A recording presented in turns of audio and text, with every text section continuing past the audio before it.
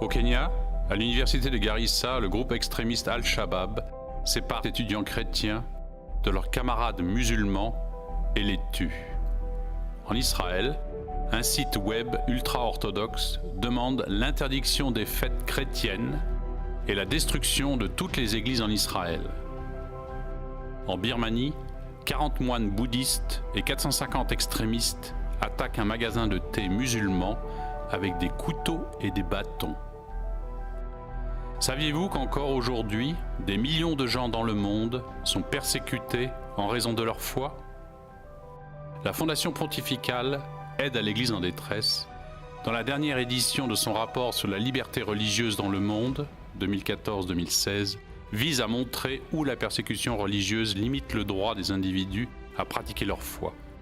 Le rapport présente la situation de ce droit de l'homme fondamental dans 196 pays du monde et il indique si la liberté de religion a connu une amélioration ou un recul dans chaque pays. Malheureusement, au cours de la période considérée, la liberté de religion a reculé dans 11 des 23 pays les plus contrevenants et la plupart des persécutions religieuses ont été perpétrées par des organisations fondamentalistes. En règle générale, le recul de la liberté religieuse suit 3 étapes importantes: l'intolérance, la discrimination et finalement la persécution. Le présent rapport met l'accent sur les pays où les préoccupations en matière de liberté de religion vont au-delà de l'intolérance et abordent de près la discrimination et la persécution religieuse. La persécution est divisée entre celle qui est perpétrée par des acteurs étatiques, comme en Corée du Nord, en Érythrée, en Arabie Saoudite, en Chine, au Pakistan et au Turkménistan, et celle qui est perpétrée par des organisations non étatiques, comme des organisations fondamentalistes ou militantes, comme l'État islamique qui est présent en Syrie et en Irak, et Boko Haram qui est actif dans le nord du Nigeria et au Cameroun.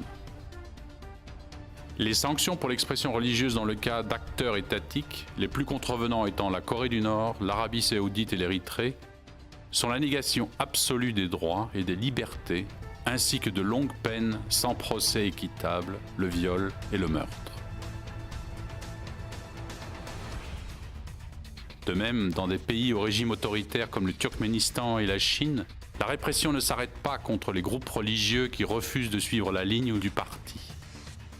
En Chine, les autorités ont proposé des normes de construction concernant la couleur, la taille et l'emplacement des croix sur les lieux de culte et sur les bâtiments appartenant à l'Église.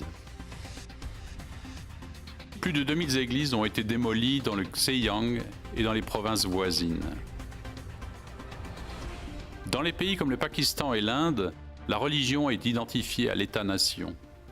Ici, les droits de la religion, appuyés par l'État, remplacent de plus en plus les droits des croyants d'autres groupes religieux, créant plus d'obstacles à la conversion et imposant des sanctions plus sévères contre le blasphème.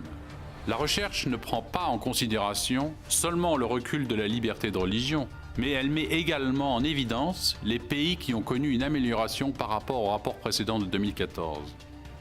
Dans le cas de résultats positifs, 3 pays, le Bhoutan, l'Égypte et le Qatar, se sont distingués. Au Qatar, bien qu'il y ait encore beaucoup de chemin à faire, 8 confessions chrétiennes enregistrées ont été autorisées à pratiquer leur culte publiquement dans des endroits fournis par le gouvernement. En Égypte, le gouvernement a modifié la constitution de 2013 en supprimant un article qui comportait l'application stricte de la charia contre les groupes religieux minoritaires. La liberté de religion est un droit ainsi qu'une responsabilité qui implique chacun de nous.